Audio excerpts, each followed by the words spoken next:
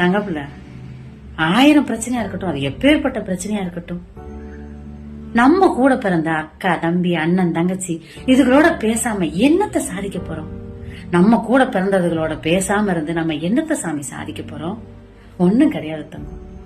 ஒரு நொடி நம்ம வாழ்க்கை முடிய ஒரே ஒரு நொடி தான் தங்கம்.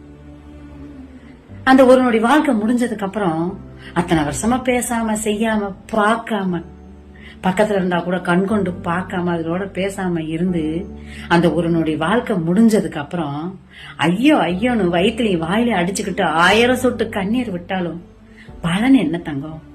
எதுவுமே கிடையாது சாமி. என்னத்த வாரி கட்டிட்டு போறோம்? அதுவும் நம்ம கூட பிறந்தது கிட்ட ரோசத்தை பார்த்து என்னத்த சாமி சாதிக்க போறோம்? இருக்கும் தொண்டியும் தங்கம்.